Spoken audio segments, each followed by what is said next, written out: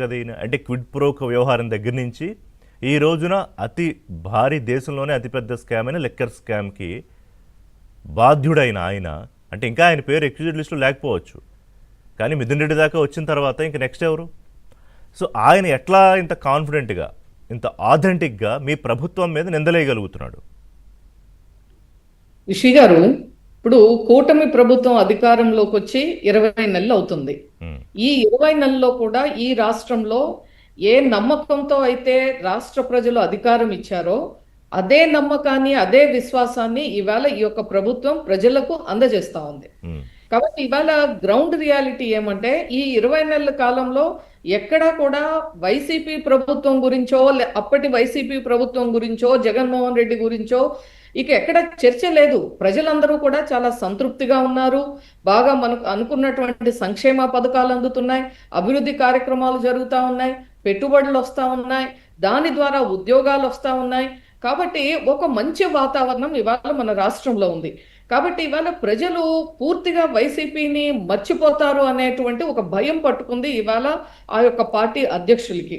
మీరు ఒక్కసారి గమనిస్తే ఆ పార్టీలో గతంలో ఉన్నటువంటి ఎమ్మెల్యేలు కానీ, మంత్రులు కానీ, ఎంపీలు కానీ ఇవాళ ఒక 5-6 మంది తప్ప ఎక్కడా కూడా వాళ్ళు మాట్లాడే పరిస్థితి లేదు. ఎందుకు మాట్లాడట్లేదు?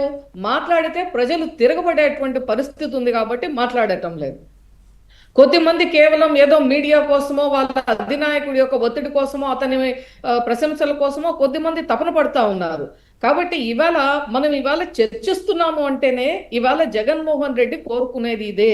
ఎందుకంటే ప్రజలు మర్చిపోయారు కాబట్టి, వాళ్ళు ఎక్కడ చర్చ జరగట్లేదు కాబట్టి ఒక రాడికల్ స్టేట్మెంట్ ఏదైనా చేస్తే, లేదంటే అటెన్షన్ డైవర్షన్, అటెన్షన్ సీకింగ్, ఇవాళ ఈ యొక్క కూటమి ప్రభుత్వం మీద పూర్తిగా పాజిటివ్ గా ఉన్నారు. కాబట్టి దీన్ని ఇప్పటి వరకు మనం చూస్తా ఉన్నాం. అనేక సంక్షేమ పథకాలు, ఒకవైపు పెట్టుబడులు, ఇంకొక వైపు బడ్జెట్ రాబోతా ఉంది.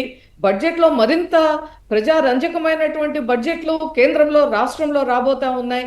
పేదరిక నిర్మూలనే లక్ష్యంగా రాబోయేటువంటి బడ్జెట్లు వారికి తెలుసు. కాబట్టి ఇక ఇవన్నీ జరిగితే మనం పూర్తిగా కనుమరుగవుతాం. కాబట్టి ఈ యొక్క పాజిటివ్ అటెన్షన్ ని డైవర్ట్ చేయటం, తన అటెన్షన్ అంటే వైసీపీ గురించి అటెన్షన్ సీకింగ్. ఎలా వస్తుంది అటెన్షన్? ఏదో ఒకటి, ఒక రాడికల్ గా, ఒక సంచలనంగా అని ఒక ఆలోచన రేకెత్తించే విధంగా ఏదైనా మాట్లాడితే ఆ పార్టీ కార్యకర్తలన్నా మిగులుతారు. లేదంటే ఇవాళ మీకు రేపు స్థానిక సంస్థల ఎన్నికల నాటికి వైసీపీ కార్యకర్తలందరూ కూడా నిర్వీర్యం అయ్యేటువంటి పరిస్థితి. అందుకనే మీరు నిన్న చూసినట్లయితే ఏదో తను జంగిల్ రాజు అంటాం, అధికారంలోకి వస్తే కార్యకర్తలకే పెద్దపీట అంటాం. ఇవన్నీ ఎందుకు? గతంలో లేదు. గతంలో వారి యొక్క పార్టీలో కొద్ది మంది నాయకులు తను నమ్ముకున్న వాళ్ళకి, వారి కోసమే, దోపిడీ కోసం మనంతా చూసాం. అవన్నీ మీరు ఉపోద్ఘాతంలో కూడా మీ ఓపెనింగ్ రిమార్క్స్ లో చాలా క్లియర్ గా చెప్పారు.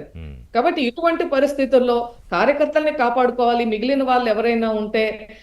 అలాగే కొత్తగా మళ్ళీ ఇతర పార్టీలో కానీ ఇక ఉన్నటువంటి నాయకులు పక్కకి జరగకుండా ఉంటాం. అలాగే ఇప్పుడు ఉన్నటువంటి ప్రభుత్వాన్ని ఆ చర్చలో నుండి పక్కకి తప్పించేటువంటి ఒక ఎత్తుగడ. అందుకే ఇవాళ మనం చర్చిస్తున్నాం. లేకపోతే మనదంతా పాజిటివ్ డిస్కషన్. ఎందుకు? రాష్ట్రంలో సంక్షేమం జరుగుతుంది, అభివృద్ధి, పెట్టుబడులు మనం చూసాము. ప్రతి వారం కూడా ఏదో ఒక విధంగా మన రాష్ట్రానికి, మన రాష్ట్ర భవిష్యత్తుకి కావాల్సినటువంటి మంచి కార్యక్రమాలు.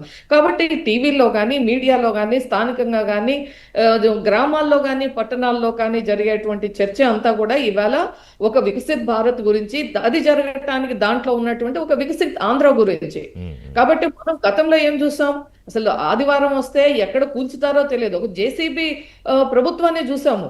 అలాగే వారాంతం వచ్చిందంటే ఎవరిని ఎక్కడెక్కడ ఏమి అరెస్టులు, జేసీబీలు, కూల్చివేతలు, ఒక దాష్టికాలు. ఇదే మనం గతంలో చూసినటువంటిది ఒక డిస్ట్రక్టివ్ పాలిటిక్స్. జగన్మోహన్ రెడ్డి గారికి ఆనాడు నమ్మారు ప్రజలు. ఒకసారి అవకాశం ఇవ్వండి అంటే ఇచ్చారు. ఒకసారి అవకాశం ఇచ్చినటువంటి ఆ ప్రభుత్వం ఏం చేసింది అని చూస్తే ఏమీ లేదు.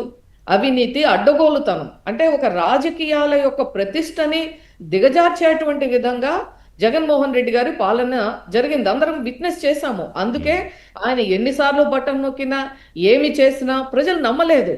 ఆయన అనుకున్నారు కేవలం బటన్ నొక్కి అకౌంట్లో డబ్బులు వేస్తే అని. మనం చూసాము ఆ యొక్క బెనిఫిషరీస్ నుంచి కూడా ఏ విధంగా మళ్ళీ తిరిగి దోపిడీ చేయబడింది అనేటువంటి గతంలో అనేక సందర్భాల్లో మనం చర్చించాం. అవును. కాబట్టి ఇవాళ ఉన్నటువంటి పరిస్థితుల్లో ప్రజల యొక్క అటెన్షన్ డైవర్ట్ చేయడానికి ఇలాంటివి మాట్లాడుతున్నారు. ఎవరూ లేరు ఇవాళ అంటే వైకాపా ఎక్కడో కొన్ని పాకెట్స్లో ప్రజలు సీరియస్గా తీసుకునే అవకాశం లేదా? ఇది అదే నిజమేమో అని నమ్మే ప్రమాదం లేదా? ఎప్పుడైనా ప్రజలు మన వాస్తవికత ఇవాళ అన్ని చెప్పినా కూడా గతంలో జగన్మోహన్ రెడ్డి గారిని నమ్మలేదు. కూటమికి అధికారం ఇచ్చారు. కూటమికి ఇచ్చిన తర్వాత ఏదైనా తప్పు జరిగితే కదండి ఇవాళ వెళ్తా ఉంటే రోడ్లు ఉన్నాయి. గతంలో చూసాము గుంతల రోడ్లు వెళ్ళటానికి అవును. ఎంతో ఇబ్బంది పడేటువంటి పరిస్థితి గ్రామాల్లో. ఇవాళ ఒక్కటి కాదు, మనం ఇవాళ ఒక రంగం అని కాదు, అన్నిటికన్నా ముందు యువత ఏం కోరుకున్నారు? యువత ఉద్యోగాలు కోరుకున్నారు.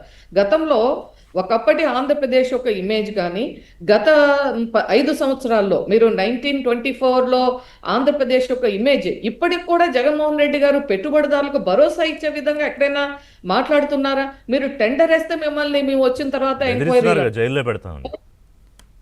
పీపీపీ మోడల్లో మన మెడికల్ కాలేజెస్ కి టెండర్లు పిలిచినప్పుడు చూసాం ఏ విధంగా బెదిరింపు ధోరణి. అంటే ఇదంతా కూడా పులివెందల పాలిటిక్స్ అన్నమాట.